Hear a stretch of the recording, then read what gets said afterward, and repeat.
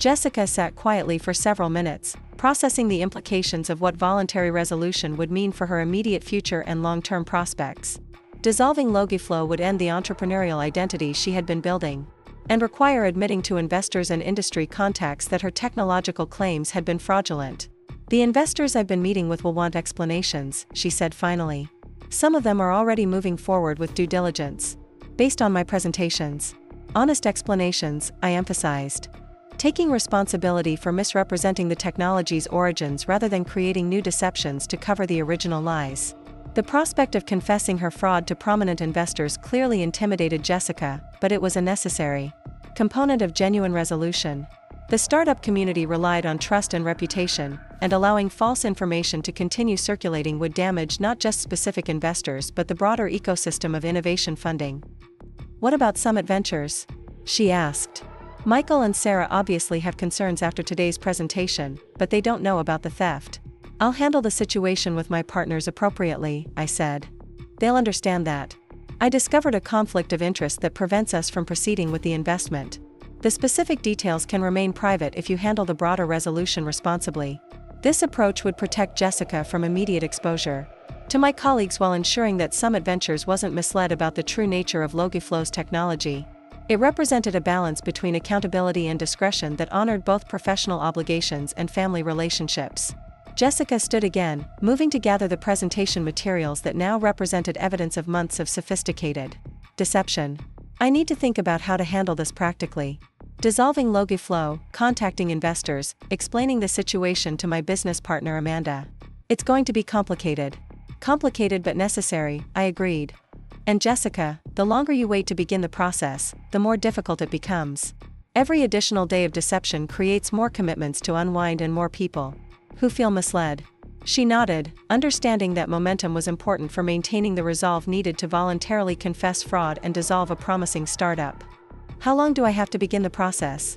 "I think we should meet again next week to discuss your progress," I said, establishing a timeline that provided reasonable opportunity for action while ensuring accountability.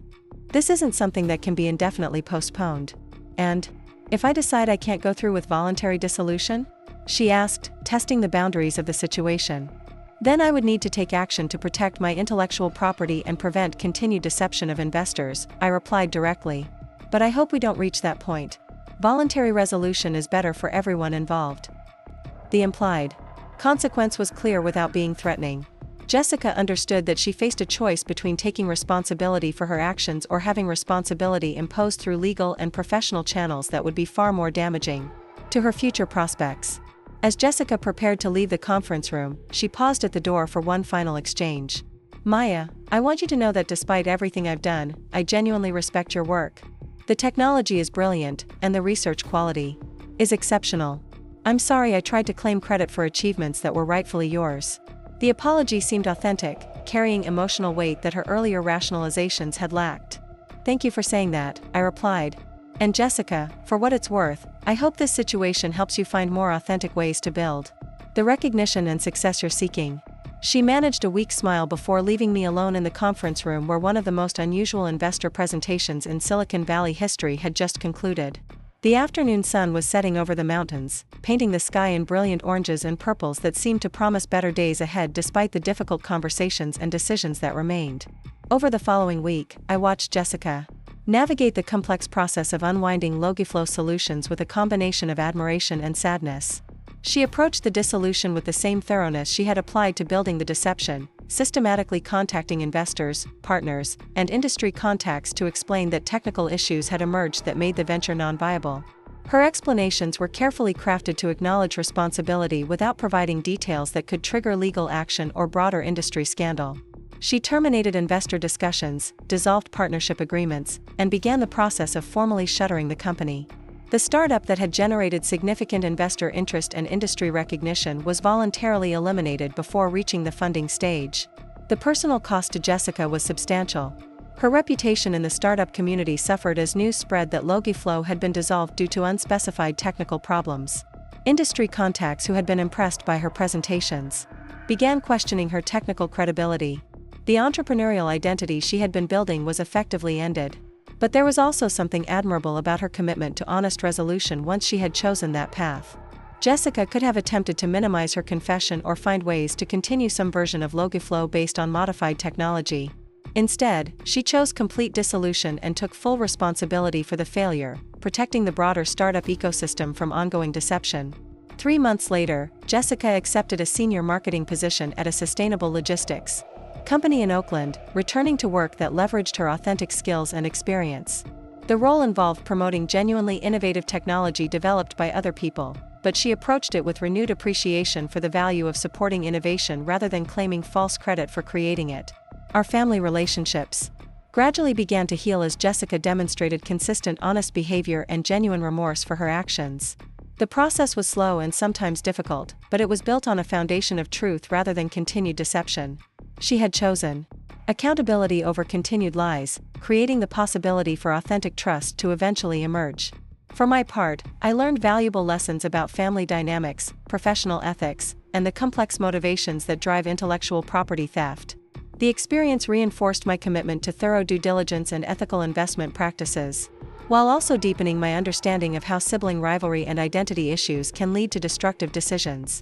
Most importantly, the situation demonstrated that even serious betrayals can sometimes be resolved through patient confrontation and voluntary accountability rather than immediate punishment. Jessica's choice to take responsibility for her theft and voluntarily correct the situation created better outcomes for everyone involved than legal action or public exposure would have achieved. The technology that Jessica had stolen eventually became the foundation for my own startup venture, launched 2 years later with proper attribution and legitimate intellectual property protection. The commercial application of my research created exactly the kind of innovation impact I had hoped for during my MBA program, while also validating the quality of the work that Jessica had found compelling enough to appropriate. Looking back, the confrontation in Summit Ventures conference room represented a turning point not just for Jessica's fraudulent startup but for our relationship as sisters and our understanding of success, authenticity, and the true meaning of innovation. Sometimes the most valuable outcomes emerge from the most difficult conversations, especially when they're guided by principles of honest accountability rather than vindictive punishment. Up next, you've got 2 more standout stories right on your screen. If this one hit the mark, you won't want to pass these up. Just click and check them out. LogiFlow Solutions will revolutionize supply chain management through AI-powered optimization, Jessica announced to our family gathered around the lake house deck, her voice carrying that practiced confidence she'd perfected in countless boardrooms. The platform I've developed uses machine learning algorithms to predict bottlenecks, reduce waste, and create sustainable logistics networks. We're looking at a $2.5 million Series A round, and the investors are incredibly excited about the technology. I nearly choked on my wine as I recognized every single word. Those weren't just similar concepts or parallel thinking. Those were my exact phrases, pulled directly from the research I'd spent 18 months developing during my Stanford MBA program 3 years ago. My thesis advisor Dr. Martinez had called it groundbreaking work that could reshape how companies approach sustainable logistics. Now Jessica was presenting it as her own revolutionary startup to our entire family, complete with the technical terminology I'd coined and the specific implementation strategy I'd outlined in papers she'd supposedly never seen. What Jessica didn't know was that I wasn't just her older sister who'd been mysteriously absent from family gatherings lately due to work commitments. I was Maya Chen, partner at Summit Ventures, one of the most prominent venture capital firms in Silicon Valley. And for the past 3 months, LogiFlow Solutions had been on my desk as a potential investment opportunity, with Jessica Chen listed as the founder and CEO pitching technology that belonged to me. Before we jump back in, tell us where you're tuning in from, and if this story touches you, make sure you're subscribed, because tomorrow, I've saved something extra special for you. The October sun was setting over Lake Tahoe, painting the water in brilliant golds and crimsons as our family gathered for our annual pre-Thanksgiving weekend at the lake house. This tradition had started when my grandparents first purchased the modest cabin 40 years ago, back when they were building Chen family import-export from nothing but determination and a willingness to work 18-hour days. Now the business was thriving under Dad's leadership, the lake house had been expanded into a beautiful retreat, and our family gatherings had evolved into sophisticated affairs where business discussions flowed as freely as the wine. At 31, I had carved out my own path in the tech world, deliberately choosing venture capital over joining the family import business. After completing my MBA at Stanford, I joined Summit Ventures as an associate and worked my way up to partner in record time.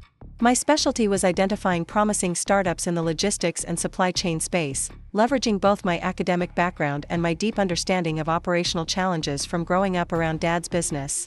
In the past 2 years, I'd led investments in 6 companies that had collectively generated over $300 million in returns for our fund. Jessica, 3 years younger, had always been the more social of the two Chen sisters. While I spent high school buried in programming books and business strategy texts, she was student body president, debate team captain, and effortlessly popular. After college, she'd bounced between marketing roles at various tech companies, never quite finding her niche but always maintaining an impressive network of contacts and an unshakable confidence in her ability to succeed in Silicon Valley. Our different paths had created a natural distance over the years. I was constantly traveling between portfolio companies, attending board meetings, and evaluating new investment opportunities. Jessica was building her career in the startup ecosystem, attending networking events and exploring entrepreneurial ventures. We'd see each other at family gatherings, exchange updates about our respective careers, and maintain the affectionate but somewhat surface-level relationship that many adult siblings develop when their lives diverge significantly. That comfortable distance had made it easy to miss the warning signs of what Jessica had been planning. As she continued her presentation to our captivated family audience, I found myself mentally cataloging every stolen element. The core algorithm concept that had taken me months to develop, the sustainability metrics I'd pioneered, even the market analysis that had formed the foundation of my thesis work. She delivered it all with the polished confidence of someone who genuinely believed she had created something revolutionary, complete with slides on her laptop and handouts for everyone present. The beauty of LogiFlow, she explained, clicking to a slide that showed a network diagram I recognized immediately, is that it doesn't just optimize for speed or cost like traditional logistics platforms. It creates a triple optimization for efficiency, sustainability, and adaptability. Companies can reduce their carbon footprint by up to 30% while actually improving delivery times and reducing costs. Those specific percentages came directly from my research. I had spent weeks running simulations and analyzing data from 12 different case studies to arrive at that 30% figure. Hearing Jessica present it as her own discovery while our parents nodded approvingly felt like watching someone claim credit for a painting you'd spent months creating, brushstroke by careful brushstroke. "That's incredibly impressive, honey," Mom said, her voice warm with maternal pride. "You've really found your calling in the tech world." Dad leaned forward with the engaged expression he typically reserved for discussing particularly promising business opportunities. "What's your competitive advantage? There must be other companies working on similar problems." Jessica's response was flawless, incorporating market analysis and competitive positioning that I had developed through extensive industry research. She spoke about barriers to entry, intellectual property protection, and strategic partnerships, with the fluency of someone who had lived and breathed this technology for years. The performance was so convincing that even I might have believed her if I hadn't been intimately familiar with every concept she was presenting. Uncle David, who had always taken a special interest in both our careers, asked about the technical implementation. "How does the machine learning component actually work? That seems like the core differentiator." Without hesitation, Jessica launched into an explanation of neural network architecture and predictive modeling algorithms that I had spent months researching and developing. She used the exact technical terminology from my academic papers, described the same innovative approaches I had pioneered, and even referenced specific case studies I had conducted. The level of detail was stunning, suggesting she had somehow gained access to materials I thought were secure. As the family peppered her with questions, Jessica answered each one with information lifted directly from my work. Market sizing data I had compiled, customer pain points I had identified through interviews, technical specifications I had developed through countless iterations. She had somehow obtained not just my high-level concepts but the granular details that had taken 18 months of intensive research to develop. My mind raced through possible explanations. During my MBA program, I had been careful about information security, but Jessica had visited my apartment several times. She'd been interested in my studies, asking questions about my thesis work, and even helping me organize research materials when I was feeling overwhelmed. At the time, her interest had seemed like supportive sisterly curiosity. Now I realized it might have been intelligence gathering. More troubling was how she had positioned LogiFlow in the market. She wasn't just using my research as inspiration or building upon my concepts. She was presenting the exact technology one had developed, complete with the specific implementation approach I had designed and the go-to-market strategy one had outlined in my business plan. This wasn't parallel thinking or coincidental similarity. This was comprehensive appropriation of intellectual property that represented years of my academic and professional work. The presentation concluded with Jessica announcing her upcoming pitch meetings with potential investors. "We're in talks with several top-tier venture capital firms," she said, her confidence radiating across the deck. Summit Ventures has been particularly interested. They specialize in exactly this kind of logistics technology, and their partner Maya Chen has been very responsive to our outreach. Preparing and narrating this story took us a lot of time, so if you are enjoying it, subscribe to our channel, it means a lot to us. Now back to the story. The irony was so perfect it felt scripted. For 3 months, I had been the venture capitalist reviewing LogiFlow Solutions, trying to understand how a relatively inexperienced entrepreneur had developed such sophisticated technology and comprehensive market analysis. Jessica's background in marketing didn't typically translate to deep technical innovation in supply chain optimization. Her previous work experience, while solid, hadn't involved the kind of advanced logistics research that LogiFlow represented. Throughout the due diligence process, I had been impressed but puzzled by the quality of the technology and the depth of the market research. The business plan was exceptionally well developed, the technical specifications were innovative, and the competitive analysis was thorough. Yet when I'd spoken with Jessica during initial calls, something had felt slightly off. Her explanations were perfectly articulated but somehow rehearsed, as if she were reciting information rather than discussing concepts she had personally developed. Now I understood why. She hadn't developed LogiFlow's technology. She had stolen it from me. As the family celebration continued around me, I excused myself to take a walk along the lake shore. The familiar path through the pine trees had always been my refuge during family gatherings when I needed space to think. Tonight, I needed to process not just the betrayal but the complex situation it had created. Jessica had somehow accessed my academic research and proprietary work, repackaged it as her own startup, and was now seeking funding from venture capital firms including my own. She had spent months building credibility in the startup community based on technology she had appropriated. She had assembled a team, secured initial partnerships, and generated investor interest using concepts that belonged to me. The legal implications alone were staggering. My MBA thesis work had been conducted under Stanford's intellectual property policies, which generally allowed students to retain rights to their independent research. The specific algorithms and implementation approaches I had developed were potentially patentable, and I had documentation proving my authorship dating back 3 years. Jessica's use of this material without permission constituted not just academic dishonesty but potentially criminal intellectual property theft. More personally devastating was the realization that my own sister had systematically deceived me for months. While I had been supporting her career aspirations and celebrating her apparent success in the startup world, she had been building that success on stolen work. Every family gathering where she had shared updates about her promising new venture, every proud moment when our parents praised her entrepreneurial spirit, had been based on a lie that diminished my own achievements. But perhaps most frustrating was the position this put me in professionally.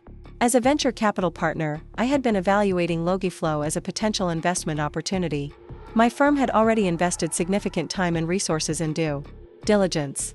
Other partners at Summit Ventures were excited about the technology and the market opportunity it represented. How could I explain that the founder had stolen the core technology from her own sister without damaging my professional credibility and potentially creating legal complications for the firm? The walking path emerged from the trees onto a small beach where Jessica and I had spent countless childhood hours building sandcastles and searching for interesting rocks. The juxtaposition of innocent memories with current betrayal felt particularly sharp. We had been close as children, natural allies in the way that siblings often become when facing the unified expectations of ambitious parents. Jessica had always been my cheerleader when I struggled with social situations, and I had always been her tutor when she struggled with academic challenges. Somewhere along the way, that supportive dynamic had shifted into something more competitive and ultimately destructive. Perhaps it was the pressure of growing up in a successful family where achievement was highly valued. Perhaps it was the natural divergence that occurs when siblings choose different career paths and develop different strengths. Or perhaps Jessica had always possessed a willingness to take shortcuts that I had been too trusting to recognize. Whatever the underlying causes, I now faced a decision that would affect not just my relationship with Jessica but potentially both our careers and our family dynamics. I could expose her theft immediately, creating a public scandal that would destroy her startup dreams but also generate significant family conflict. I could quietly withdraw Summit Ventures from consideration without explanation, protecting my firm but allowing Jessica to potentially deceive other investors. Or I could Find a way to address the situation privately, giving her an opportunity to correct course before the deception became public knowledge.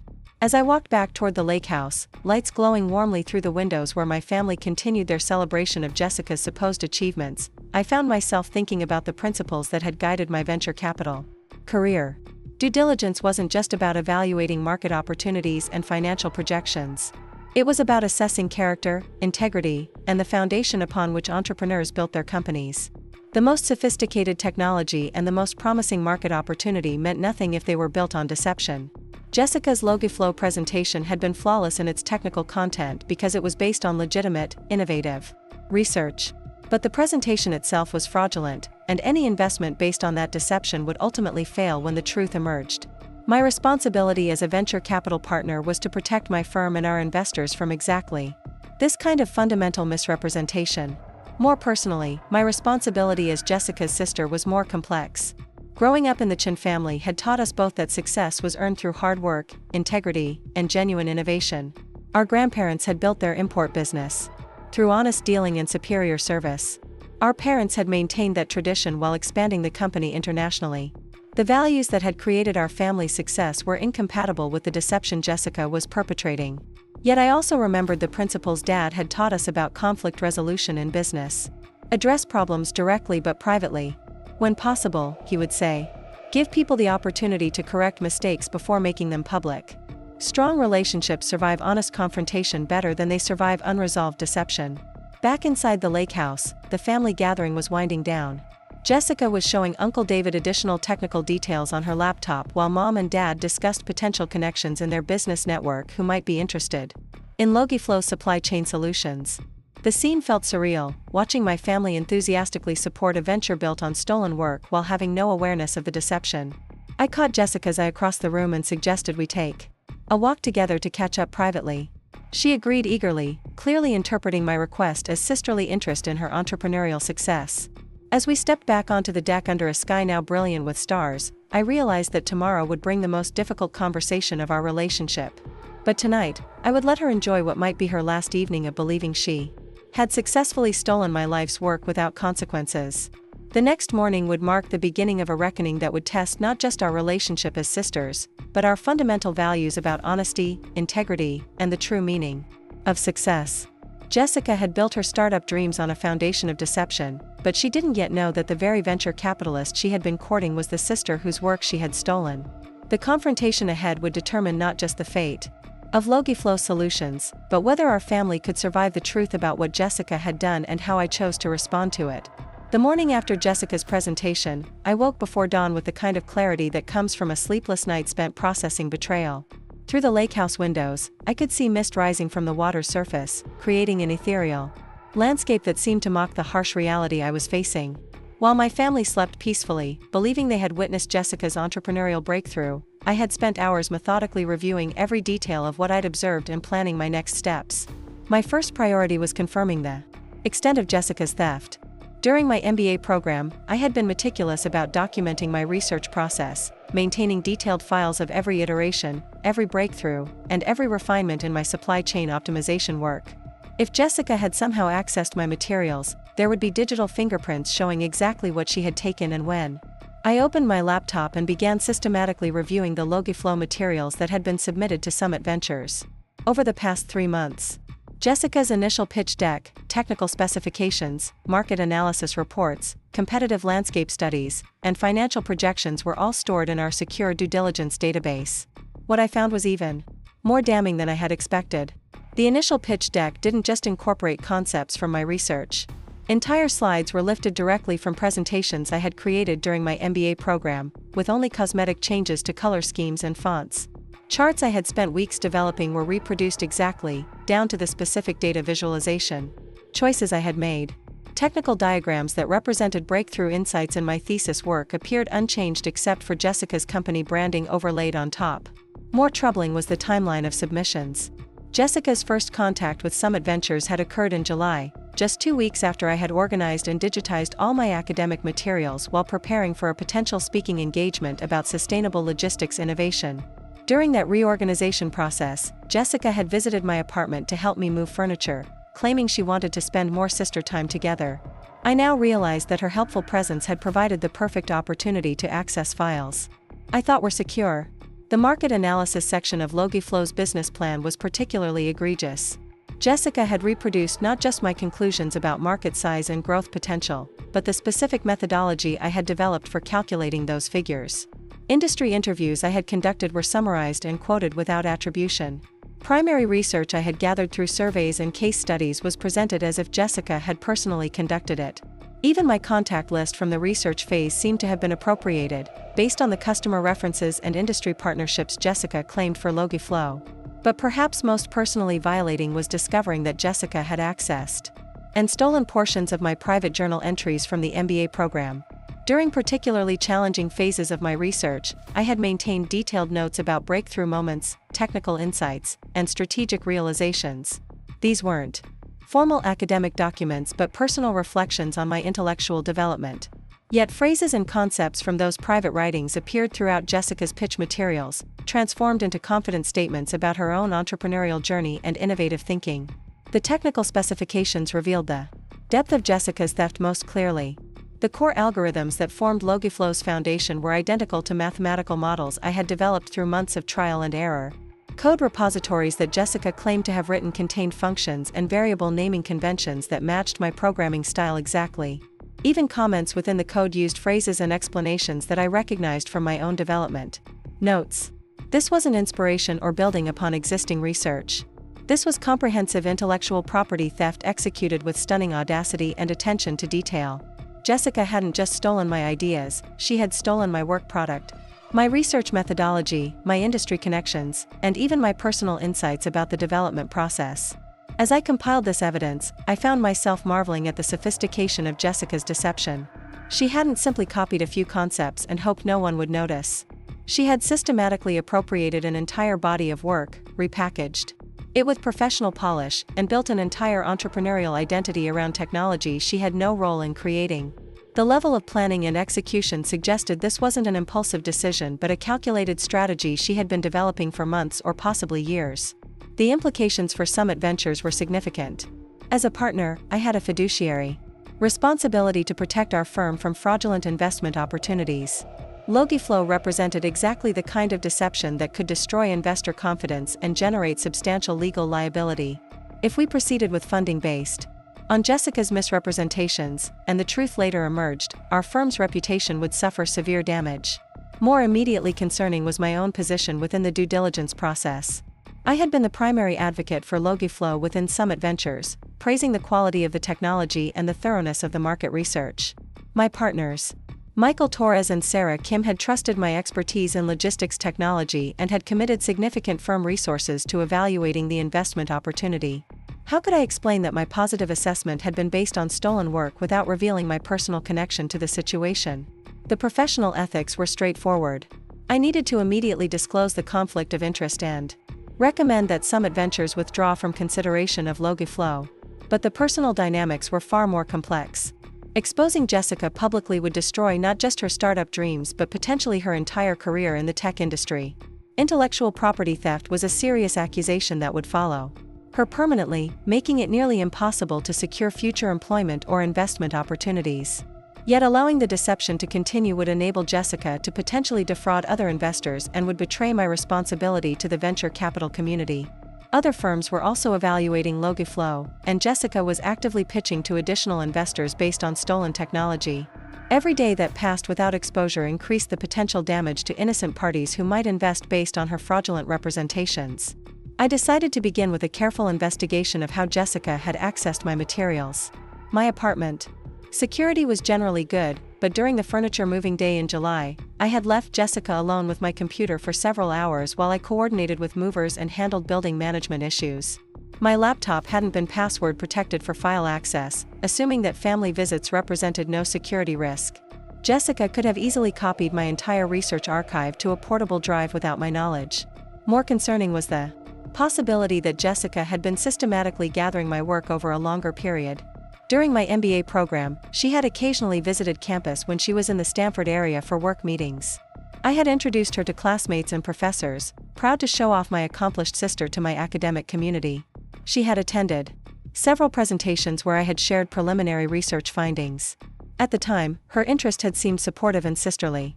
Now I wondered whether she had been evaluating the commercial potential of my work from the beginning. The email records were particularly damning. Jessica's correspondence with Summit Ventures contained detailed technical explanations that used specific terminology and concepts from my academic papers. When our partners had asked clarifying questions about the technology, Jessica's responses incorporated exact phrases from my thesis work. She wasn't just stealing the final product, she was stealing my intellectual voice and presenting it as her own authentic expertise. I also discovered that Jessica had been strategically building credibility in the startup community based on stolen work. She had spoken at several industry conferences about supply chain innovation, presenting insights lifted directly from my research as her own discoveries. She had published articles in trade publications that reproduced my analysis without attribution. She had even participated in podcast interviews where she discussed the development process for LogiFlow using stories and examples from my own entrepreneurial journey during the MBA program. This pattern of systematic deception suggested that Jessica's theft wasn't motivated by desperate circumstances or momentary poor judgment. She had deliberately constructed an entire professional identity around appropriated work, building her reputation and network based on fraudulent expertise. The confidence with which she had presented LogiFlow to our family wasn't just convincing performance, it was the result of months of practice presenting stolen material as her own innovation.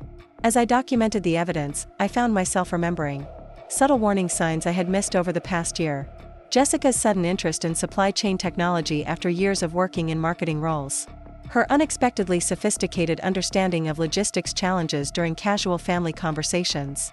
Her ability to discuss technical concepts with a depth that seemed inconsistent with her professional background. Most tellingly, I recalled a conversation from last Christmas where Jessica had asked detailed questions about my thesis research, claiming she was considering a career pivot into the logistics technology space. I had been flattered by her interest and had shared extensively about my work, including showing her preliminary results and discussing potential commercial applications. At the time, her curiosity had seemed like genuine sisterly interest in my academic achievements. Now I realized it had been market research for her theft operation. The timeline of Jessica's LogiFlow development aligned perfectly with her access to my work.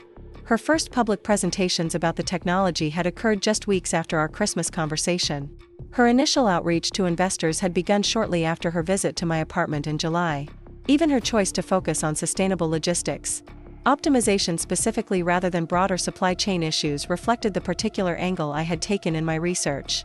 But the most damaging evidence was what I found in Jessica's social media history. Posts about her entrepreneurial journey contained photos from locations and events that I recognized from my own MBA experience. She had appropriated not just my intellectual work but elements of my personal story, creating a fictional narrative about her own development process that incorporated experiences she had never actually had. One particularly egregious example was a LinkedIn post where Jessica described a breakthrough moment in developing LogiFlow's core algorithm. The story she told about working late in a Stanford library, struggling with a complex optimization problem, and suddenly realizing an innovative solution was lifted directly from my own experience. She had even included details about the specific library location and the time of night when the insight had occurred. The only difference was that she had replaced my name with hers in the narrative.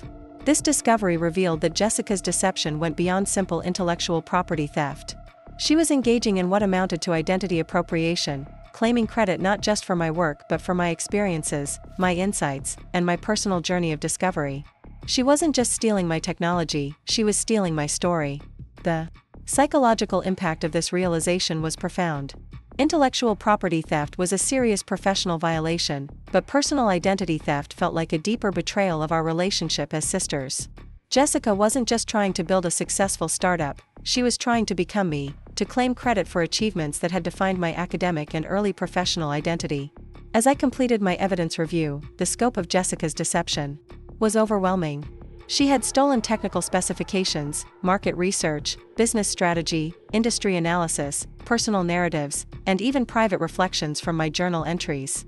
She had built an entire entrepreneurial identity around appropriated work and had been systematically deceiving investors, industry contacts, and our own family for months.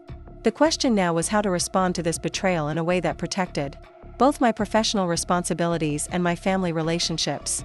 Jessica had put me in an impossible position where any action I took would have significant consequences. Exposing her publicly would destroy her career but would fulfill my ethical obligations to the investment community. Handling the situation privately might preserve family harmony but would potentially enable her to defraud other investors. But there was another consideration that complicated my decision-making process. Despite the severity of Jessica's theft, she was still my sister. We had grown up together, supported each other through childhood challenges, and maintained a relationship that, while not always close, had been built on mutual respect and family loyalty. The betrayal was devastating, but completely destroying. Her future seemed disproportionate if there was any possibility of correction and redemption. I thought about the conversation I would need to have with Jessica before taking any public action. She deserved to understand the full implications of what she had done and to have an opportunity to voluntarily correct the situation before I escalated it to legal or professional consequences. This wasn't just about protecting my intellectual property, it was about giving my sister a chance to choose a better path before the deception inevitably collapsed under scrutiny. The irony of the situation wasn't lost on me. In less than a week, Jessica would be walking into Summit Ventures' conference room to present LogiFlow to a panel of partners that would include me. She had no idea that the venture capitalist she had been courting through email and phone calls was the same sister whose work she had stolen. The presentation would either become the moment of her greatest triumph or her most complete humiliation, depending on how I chose to handle the revelation. As the sun rose fully over Lake Tahoe, painting the water in brilliant golds that promised another beautiful day, I realized that Jessica's theft had created an opportunity as well as a crisis. Her upcoming presentation would provide the perfect setting to address the deception directly and privately, giving her one final chance to voluntarily admit her theft and withdraw LogiFlow before facing public exposure.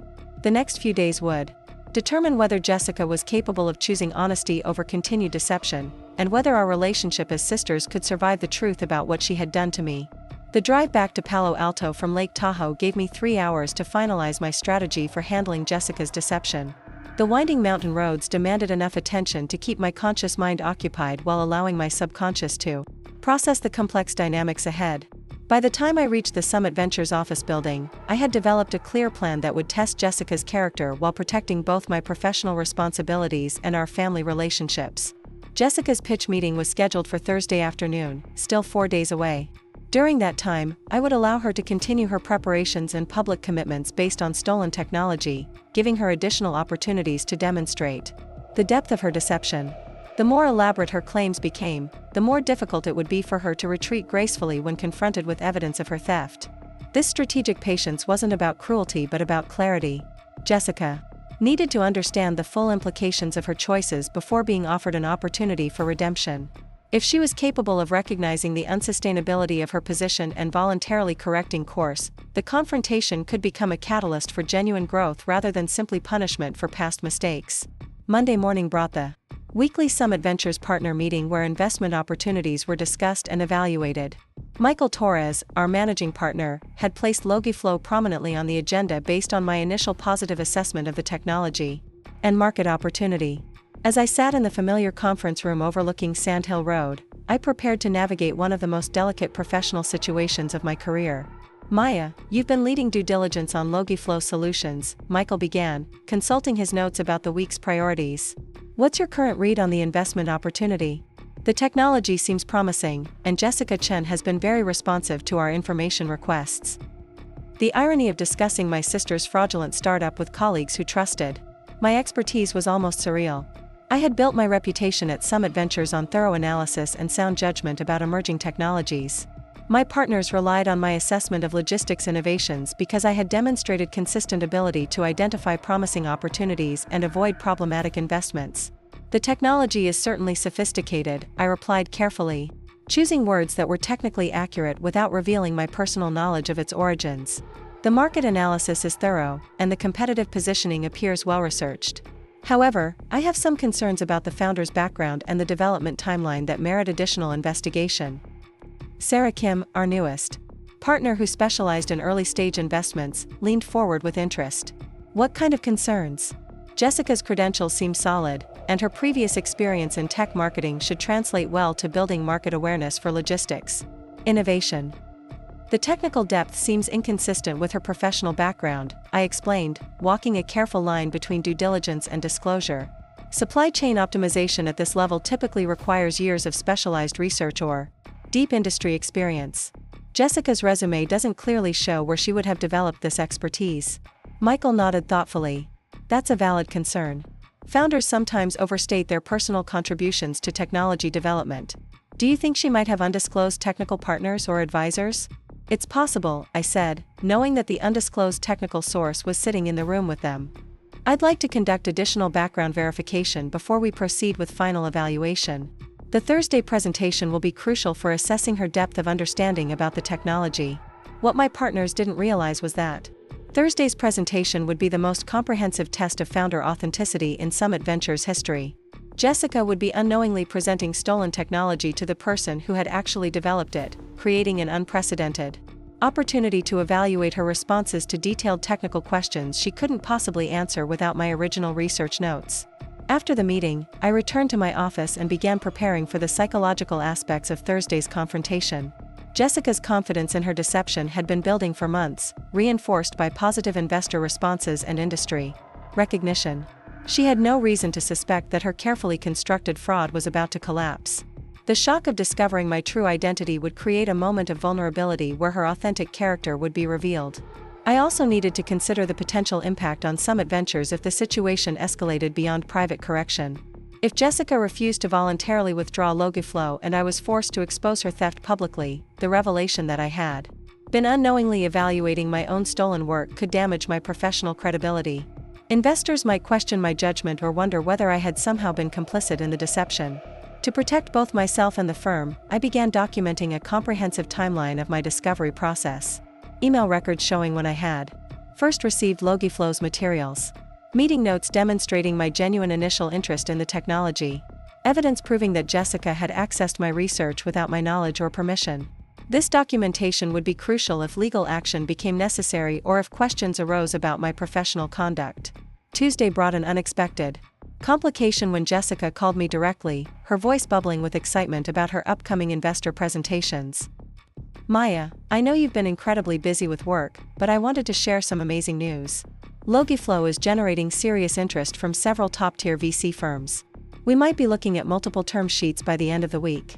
The casual way she discussed defrauding investors while speaking to the sister whose work she had stolen was breathtaking in its audacity. That's wonderful news, Jess, I replied, maintaining the supportive tone she expected. Which firms are you meeting with? Summit Ventures is our most promising opportunity, she said, apparently unaware that she was speaking to a Summit Ventures partner. Their logistics technology focus is perfect for LogiFlow, and their partner Maya Chen has been incredibly responsive. Actually, I think you'd really like her if you ever met. She seems to have a similar analytical approach to business challenges. The irony was so perfect it almost made me laugh despite the seriousness of the situation. Jessica was praising my professional qualities to me while discussing her plans to defraud my firm using my stolen work.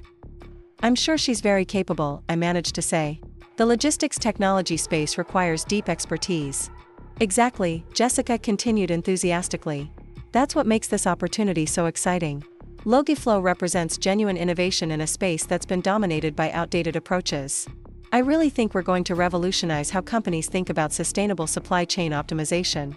Hearing Jessica describe my original research as her own innovation while speaking directly to me required enormous self-control.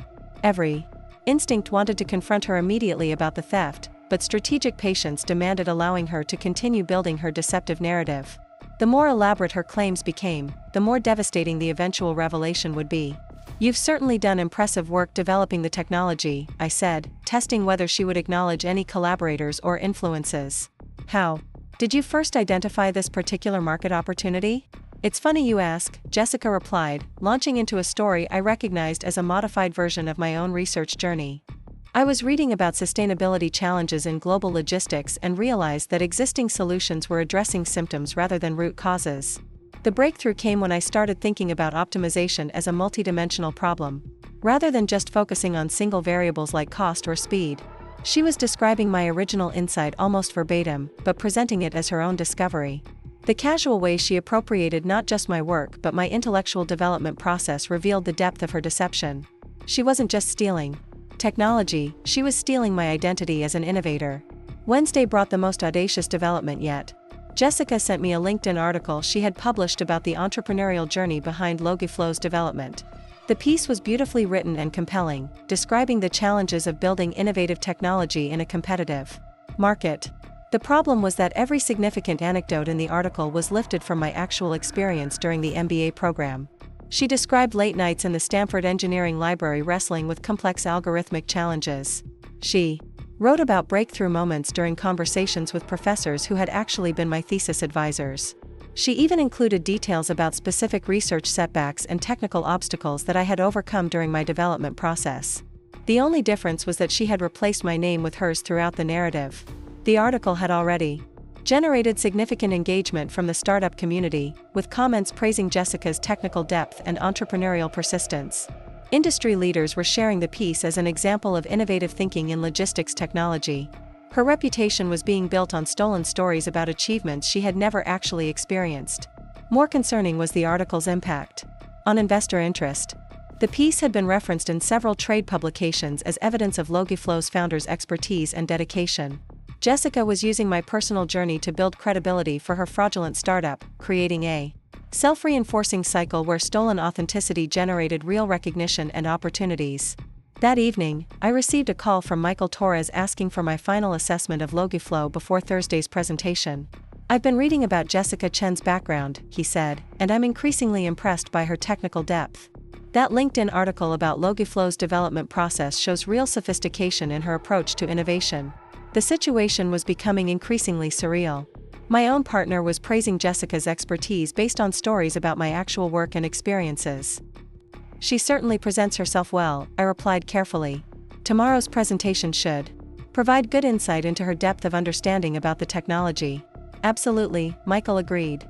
"I'm particularly interested in her responses to technical questions. The market opportunity is clear, but the technology implementation will determine whether LogiFlow can actually deliver on its promises." What Michael didn't realize was that Thursday's technical questions would be answered by someone who had never actually developed the technology she was presenting. Jessica's responses would be limited to information she had stolen from my research files, with no ability to explain design decisions or technical trade-offs that hadn't been explicitly documented. I spent Wednesday evening preparing specific technical questions that would expose the limitations of Jessica's stolen knowledge. Questions about algorithm optimization decisions that I had made through trial and error. Inquiries about implementation. Challenges that weren't mentioned in my documented research. Technical scenarios that would require deep understanding of the underlying mathematical models rather than memorized presentation materials. These questions weren't designed to humiliate Jessica but to demonstrate the impossibility of building genuine expertise through theft.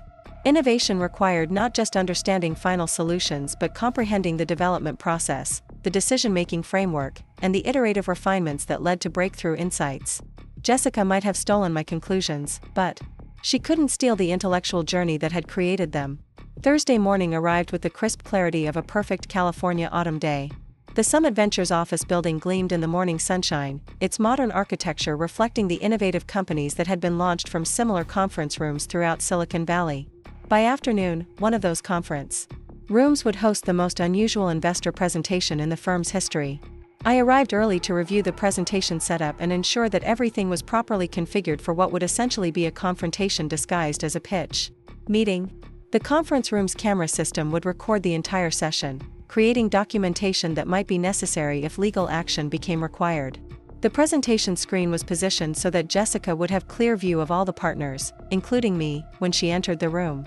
Michael and Sarah arrived 30 minutes before the scheduled meeting time to discuss strategy and prepare questions. They had no idea that the founder they were about to evaluate had stolen her entire business concept from the partner sitting beside them. "What's your intuition about this one, Maya?" Sarah asked as we settled into our seats around the polished conference table. "Your initial assessment was positive, but you seemed to develop some reservations during due diligence." "I think today's presentation will be very revealing," I replied, choosing words that would prove prophetic in ways she couldn't imagine. Jessica's responses to detailed questions should clarify whether LogiFlow represents genuine innovation or something else entirely. At exactly 2 o'clock, our receptionist announced that Jessica Chen had arrived for her presentation. The moment I had been preparing for since discovering her theft was finally at hand. In a few minutes, Jessica would walk into the conference room expecting to pitch her stolen technology to unknown investors. Instead, she would find herself face to face with the sister whose work she had appropriated, in a setting where the truth about her deception would become undeniably clear. The door opened, and Jessica entered with the confident stride of someone who believed she was about to secure the funding that would launch her entrepreneurial dreams. She was impeccably dressed in a navy blazer and white shirt, carrying a leather portfolio that I assumed contained printed versions of my stolen research. Her smile was radiant as she greeted Michael and Sarah with professional warmth. Then her eyes met mine across the conference table, and everything changed. The transformation in Jessica's expression was immediate and devastating. Confidence drained from her face, replaced by confusion, then recognition, then something approaching panic. Her professional composure cracked visibly as she processed the impossible situation she had walked into. The venture capitalist she had been courting for months, the Maya Chen who had been responding to her emails and evaluating her stolen technology, was her own sister. "Maya," she said, her voice barely above a whisper. "What are you doing here?" "I'm Maya Chen, partner at Summit Ventures," I replied evenly, allowing the full implications of that statement to settle between us. "I've been looking forward to your presentation about LogiFlow Solutions." The silence that followed was profound and terrible. Jessica stood frozen in the doorway, her mind visibly racing through the consequences of what she had just discovered. Michael and Sarah exchanged puzzled glances, clearly sensing an unexpected dynamic but uncertain about its nature. "Please, take a seat," I continued, gesturing to the chair across from me. "I believe you have some very interesting technology to share with us." Jessica remained standing in the doorway for several more seconds, her face cycling through expressions of disbelief, calculation, and growing dread. Michael and Sarah watched this unusual exchange with professional curiosity, clearly sensing underlying tension but unable to interpret its source. The conference room's atmosphere had shifted from routine investor presentation to something far more charged and unpredictable. "Is everything all right?" Michael asked, his tone diplomatically neutral while his eyes moved between Jessica and me with sharp interest. "You two seem to know each other." "Jessica is my sister," I said simply, allowing that revelation to add another layer of complexity to an already extraordinary situation. Though I wasn't aware of her connection to LogiFlow until recently. The admission created a ripple of surprise around the conference table. Sarah's eyebrows rose significantly, while Michael's expression shifted to something approaching concern. Family connections in investment presentations weren't necessarily problematic, but they required careful disclosure and management to avoid conflicts of interest. "Perhaps we should reschedule this meeting," Sarah suggested diplomatically, recognizing the potential ethical complications of evaluating an investment opportunity involving a partner's family member. "We can arrange for Jessica to present to a different panel of partners to ensure objectivity." "That won't be necessary," I replied calmly, maintaining eye contact with Jessica, who had finally moved to take the offered seat but remained visibly shaken. "I'm confident we can maintain appropriate professional standards during the presentation. Jessica has prepared extensively for this opportunity, and I believe everyone will find her technology demonstration quite illuminating." The carefully chosen words carried multiple meanings that only Jessica could fully appreciate. She understood that I knew about the stolen technology, but my colleagues remained unaware of the deeper deception underlying LogiFlow's supposed innovation. The presentation would proceed, but it would now serve a different purpose than anyone else in the room realized. Jessica opened her portfolio with trembling hands, her earlier confidence completely shattered by the impossible coincidence of pitching stolen technology to its original creator. She attempted to regain her composure, but the professional polish that had characterized her previous investor presentations was noticeably absent. LogiFlow Solutions represents a revolutionary approach to sustainable supply chain optimization, she began, her voice lacking its usual conviction. "Our proprietary algorithms enable companies to achieve unprecedented efficiency gains while reducing environmental impact through intelligent resource allocation and predictive modeling." I listened to my own research summary being presented as Jessica's innovation, noting how her delivery had become stilted and uncertain. The shock of discovering my identity had disrupted her ability to perform the confident entrepreneur role she had been cultivating for months. She was now acutely aware that every word she spoke was being evaluated by someone who knew the true origins of her technology. "Could you walk us through the specific technical architecture?" I asked, my tone professionally neutral while my eyes conveyed the full weight of my knowledge about her deception. "I'm particularly interested in how your algorithms handle multivariable optimization across competing priorities." The question struck directly at the heart of my original research, requiring understanding of mathematical models and implementation decisions that Jessica couldn't possibly possess without my development notes. She fumbled briefly before launching. into an explanation lifted directly from my thesis documentation, but her delivery was mechanical and rehearsed rather than demonstrating genuine comprehension. Michael leaned forward with interest, impressed by the technical sophistication of the response despite Jessica's nervous delivery. That's quite innovative. How did you arrive at this particular optimization approach? Was there a specific insight or breakthrough moment that led to this solution? The question requested exactly the kind of personal development story that Jessica had been appropriating in her marketing materials, but now she faced the challenge of telling that story to the person who had actually lived it. She glanced at me briefly, perhaps hoping for some indication of how to proceed, before launching into a modified version of my library breakthrough experience. The insight came during late-night research sessions when I was exploring the mathematical relationships between efficiency and sustainability metrics, she said, recycling the narrative she had published in her LinkedIn article. I realized that traditional optimization approaches were treating these variables as competing priorities when they could actually be complementary through the right algorithmic framework. Sarah nodded approvingly at this explanation, but I recognized every detail as stolen from my authentic experience. The late-night research sessions had been mine. The mathematical insights had emerged from my analysis. Even the specific language about complementary variables versus competing priorities was lifted directly from my academic writing. Fascinating, I interjected, my tone remaining professionally neutral while adding pressure to Jessica's increasingly precarious position. That kind of breakthrough typically requires extensive background in both optimization theory and sustainability metrics. What was your preparation in these areas before developing LogiFlow? The question targeted the fundamental weakness in Jessica's deception. She could recite my research conclusions and reproduce my technical explanations, but she couldn't credibly explain how someone with her marketing background had suddenly developed expertise in advanced mathematical optimization. Her resume simply didn't support the kind of deep technical knowledge that LogiFlow represented.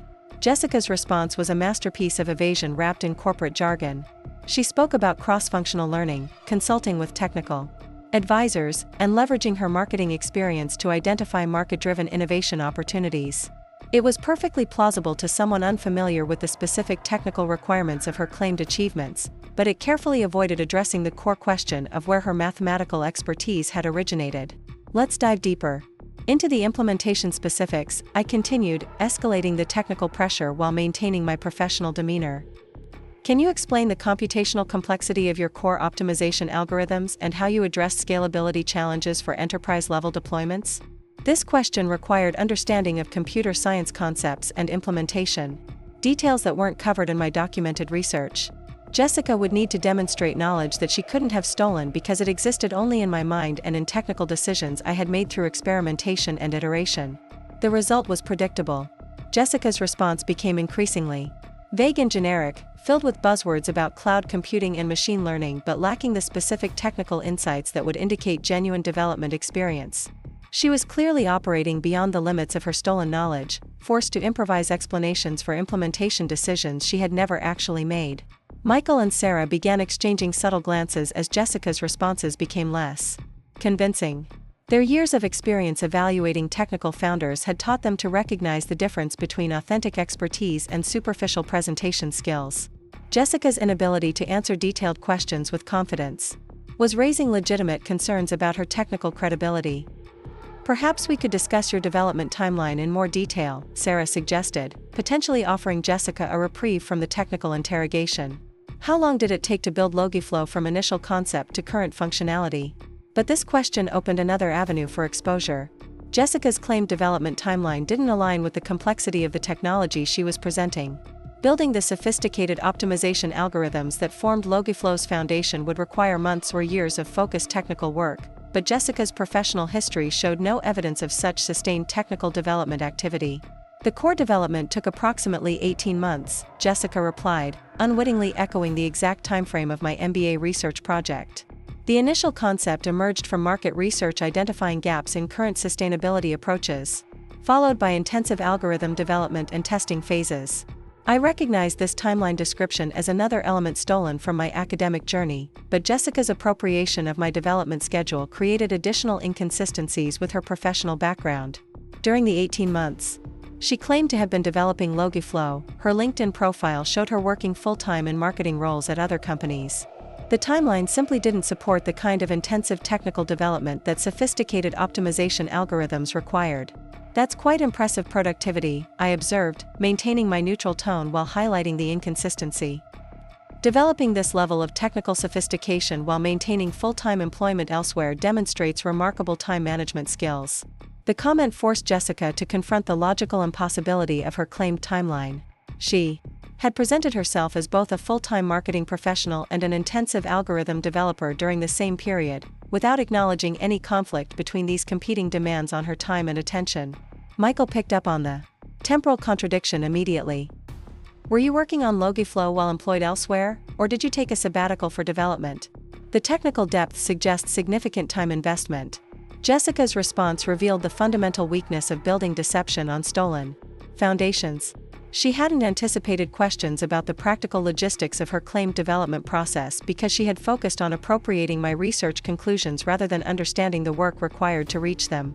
Her explanation became increasingly convoluted as she attempted to reconcile her professional timeline with her technical claims. I was exploring the concept initially during evenings and weekends, she said, then transitioned to more intensive development as the opportunity became clearer. The breakthrough insights actually came relatively quickly once I identified the right algorithmic approach. This explanation might have been plausible for a simple software application, but it dramatically understated the complexity of the work Jessica was claiming credit for. Advanced optimization algorithms required sustained focus, extensive testing, and iterative refinement that couldn't be accomplished through casual evening work. The sophistication of LogiFlow's technology demanded either full-time technical development or extensive collaboration with experts in the field. Could you show us some of your original development work? I asked, escalating the pressure while maintaining plausible investor interest. Code repositories, algorithm prototypes, or technical documentation from your development process? Investors typically want to understand the intellectual property foundation of technology investments. The request was perfectly reasonable from an investor perspective, but it targeted the core weakness of Jessica's deception. She couldn't produce original development materials because she hadn't actually developed the technology. Any code or documentation she possessed would be stolen from my research files, potentially creating legal evidence of intellectual property theft. Jessica's pause before responding was telling. She claimed that her development materials were protected by non-disclosure agreements and proprietary security protocols that prevented sharing during initial presentations. It was a professionally plausible excuse that bought her time while avoiding immediate exposure, but it also meant she couldn't substantiate her technical claims with concrete evidence. Sarah's expression showed growing skepticism about Jessica's explanations. Most technical founders are eager to demonstrate their development capabilities during investor presentations. Proprietary concerns are certainly valid, but some level of technical validation is typically expected for technology investments of this scale. The professional assessment was damaging Jessica's credibility in real time. Her inability to provide development evidence, combined with her evasive responses to technical questions, was creating legitimate investor concerns that had nothing to do with my personal knowledge of her theft. She was failing the presentation on purely professional grounds. But the most devastating moment was yet to come. I had prepared one final question that would expose not just the limits of Jessica's stolen knowledge but the personal betrayal underlying her entire deception. I'm curious about your inspiration for this particular approach to supply chain optimization, I said, my tone remaining conversational while my words carried deeper meaning. Did you draw insights from academic research or existing industry models? Your methodology shows remarkable similarity to cutting-edge work in this field.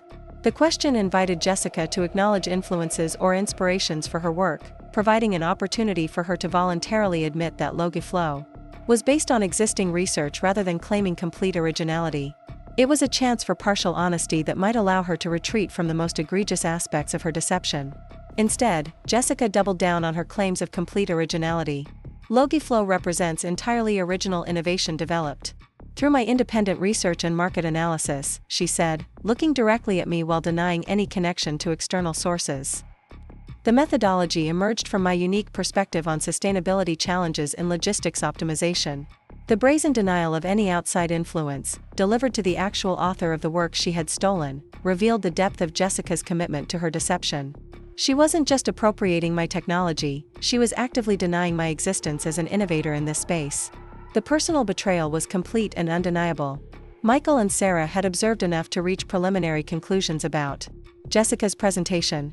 While they remained unaware of the theft underlying her technology claims, her inability to answer technical questions convincingly and her evasive responses about development evidence had raised serious concerns about her credibility as a technical founder. "Thank you for the presentation, Jessica," Michael said diplomatically, employing the polite conclusion language that typically preceded investor rejection. "We'll need some time to evaluate the opportunity and may have additional questions about technical implementation and market positioning." Jessica understood the subtext immediately. Her presentation had not generated the enthusiasm she had expected, and the follow-up language suggested skepticism rather than investment interest. The discovery of my identity, combined with the technical interrogation that followed, had completely derailed her carefully planned pitch. As the formal presentation concluded, Sarah and Michael began gathering their materials while making polite conversation about next steps and timeline considerations. The professional courtesies masked their actual assessment of LogiFlow as a questionable investment opportunity presented by a founder with unclear technical credentials. "Jessica, could I speak with you privately for a moment?" I asked as the others prepared to leave the conference room. "There are some additional matters we should discuss." The request was framed as routine post-presentation conversation, but everyone in the room understood that the discussion would likely address the family relationship and its implications for the investment evaluation. Michael and Sarah excused themselves diplomatically, leaving Jessica and me alone in the conference room where her entrepreneurial dreams had just collapsed. The silence that followed their departure was heavy with unspoken tension. Jessica sat motionless in her chair, staring at the presentation materials scattered across the conference table that represented months of deception built on stolen work. The confident entrepreneur who had entered the room 90 minutes earlier had been replaced by someone who appeared exhausted and defeated. "How long have you known?" she asked finally, her voice barely audible. "Since your presentation at the lake house," I replied. "Every word you spoke was stolen from my research." The admission hung in the air between us, acknowledging the betrayal that had destroyed any possibility of continuing the deception. Jessica's theft had been exposed not through investigation or accusation but through the simple impossibility of maintaining lies when confronted with truth. She had walked into a presentation expecting to deceive unknown investors and instead found herself facing the sister whose work she had appropriated. The confrontation was complete, but the resolution remained uncertain. Jessica now understood that her deception had been discovered and that continuing LogiFlow based on stolen technology was impossible. The question was whether she would choose to acknowledge her theft and seek some form of redemption, or whether she would attempt to maintain her false claims despite the overwhelming evidence of her deception. The next phase of our conversation would determine not just the fate of LogiFlow Solutions but the future of our relationship as sisters and the possibility of rebuilding trust after such a fundamental betrayal. Jessica's hands moved restlessly across the presentation materials, shuffling papers that represented months of elaborate deception now lying in ruins on the polished conference table. The silence stretched between us for nearly a minute before she finally looked up to meet my eyes, her expression a complex mixture of shame, defiance, and something that might have been relief. "I suppose you want an explanation," she said, her voice steadier than I had expected given the magnitude of her exposure. "Or maybe you already think you understand everything." "I'd like to hear your perspective," I replied, settling back in my chair and adopting the patient demeanor I had learned was most effective for difficult conversations. "Help me understand how we arrived at this point." Jessica stood abruptly and moved to the floor-to-ceiling windows that offered a spectacular view of the Santa Cruz Mountains. The late afternoon sun cast long shadows across the valley, creating a dramatic backdrop for what promised to be the most honest conversation we had shared in years. "Do you remember when we were kids and you won the state science fair with that water purification project?" she asked, her back still turned to me. "Everyone called you brilliant. Teachers, relatives, family friends. Maya the genius, Maya the innovator, Maya who would obviously change the world someday." The reference surprised me. The science fair victory had occurred when I was 14 and Jessica was 11, hardly recent enough to justify current behavior. "I remember you being proud of me then. You helped me prepare for the presentation." "I was proud," she said, turning to face me with an expression that held decades of accumulated resentment. "But I was also invisible. Maya's little sister. The one who was good at social things while Maya handled the important intellectual work. That pattern never changed, did it? All through school, college, your MBA program, your venture capital career.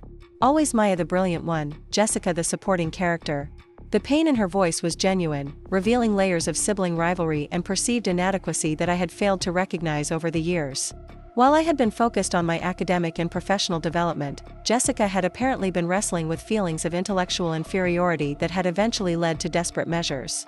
"Jessica, you have your own talents and achievements," I said, attempting to address the underlying insecurity while not excusing the theft. "Your success in marketing, your networking abilities, your communication skills. These aren't lesser accomplishments." "Aren't they?" she challenged, moving back to the table but remaining standing. "In our family, in Silicon Valley, in the world we grew up in, technical innovation is what matters. Everything else is just support staff for the real innovators. You think I don't know that?" The bitterness in her assessment stung because it contained elements of truth about how technical achievement was often valued above other contributions in our family and professional environment. But it also revealed a fundamental misunderstanding about the nature of success and the value of different capabilities. "So you decided to steal my work to prove you could be an innovator too?" I asked, keeping my tone neutral despite the personal hurt her actions had caused. "I decided to stop being invisible," she corrected, her voice gaining strength as she articulated motivations she had clearly been considering for months. "When I found your research files last summer, I realized I was looking at technology that could change everything. Revolutionary innovation that was just sitting in academic documents, not benefiting anyone." The rationalization was both sophisticated and self-serving. By framing my research as dormant academic work rather than active intellectual property, Jessica had created a narrative that minimized the severity of her theft while positioning herself as someone who was bringing valuable innovation to market. "Those weren't abandoned files, Jessica. That was my intellectual property, developed through 18 months of intensive research and potentially worth millions in commercial applications." "But you weren't doing anything with it," she argued, her voice taking on the passionate conviction of someone who had thoroughly convinced herself of her own justifications. "You were pursuing venture capital, not technology development. The research was just sitting there while you focused on funding other people's innovations instead of your own." This argument revealed how Jessica had rationalized her theft by convincing herself that I had somehow forfeited my rights to the technology by not immediately commercializing it. She had created a narrative where appropriating my work was actually a service, bringing valuable innovation to market that would otherwise remain unused. "The decision about how and when to commercialize my research was mine to make," I said firmly. "Taking that choice away from me, along with the technology itself, wasn't justified by your assessment of what I should have been doing with my own work." Jessica finally sat down, her defiant energy giving way to something more vulnerable. "You're right, of course. I knew it was wrong when I did it. But Maya, you have no idea what it's like to spend your entire life being introduced as Jessica, Maya's sister, instead of just Jessica. To watch investors light up when they hear the Chen name, then see their interest fade when they realize I'm not the technical genius sister." The confession revealed the depth of identity issues that had driven her deception. Jessica hadn't just stolen my technology. She had been trying to steal my identity as an innovator, to finally experience being recognized for technical brilliance rather than social competence. "I understand that must have been difficult," I said, meaning it genuinely while maintaining clarity about boundaries. "But building your identity on appropriated work was never going to create authentic recognition or lasting satisfaction. Even if LogiFlow had succeeded, you would have known the achievement wasn't really yours." "Would I have?" she asked, her question carrying genuine uncertainty. "After months of presenting the technology, refining the business model, building investor relationships, it started to feel like mine. The boundary between your original research and my commercial development began to blur." This admission was perhaps the most troubling aspect of Jessica's deception. She had begun to believe her own lies, convincing herself that her presentation and marketing efforts had somehow transformed stolen intellectual property into legitimate achievement. The psychological process of rationalization had been so complete that she had started to lose track of where my work ended and her contributions began. "But deep down, you knew the truth," I pressed. "Every technical question you couldn't answer, every implementation detail you had to guess at, reminded you that you hadn't actually developed this technology." Jessica nodded slowly, finally acknowledging the fundamental unsustainability of her position. "The presentation today was terrifying from the moment I saw you. Not just because I was caught, but because I realized how completely I had been fooling myself. When you asked those technical questions, I understood how shallow my knowledge really was." The recognition seemed genuine, suggesting that the shock of exposure had broken through the self-deception that had enabled Jessica to maintain her fraud for months. Seeing my face across the conference table had forced her to confront the reality of what she had done in a way that abstract ethical considerations had failed to accomplish. "Where does that leave us now?" I asked, beginning to address the practical implications of the situation. LogiFlow obviously cannot continue as currently constituted. The question is how we handle the transition in a way that minimizes damage to everyone involved.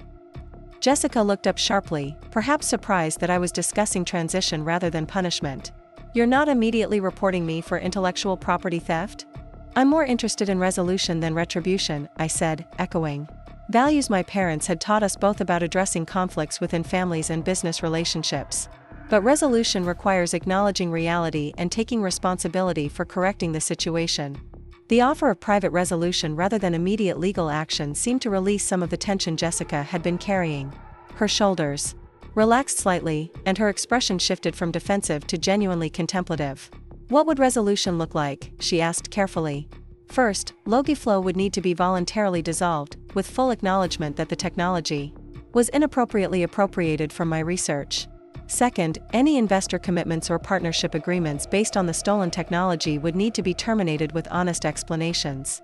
Third, we would need to establish clear agreements about future use of my intellectual property and research. The requirements were substantial but focused on correcting the deception rather than punishing Jessica beyond the natural consequences of her actions. Dissolving LogiFlow would end her entrepreneurial venture and damage her reputation in the startup community, but it would avoid the more severe legal and financial penalties that could result from intellectual property litigation. And personally? She asked, addressing the family relationship that had been fractured by her betrayal. That would depend on how you handle the professional resolution, I said honestly. Trust needs to be rebuilt through consistent honest behavior over time. This conversation is a start, but actions will matter more than words going forward.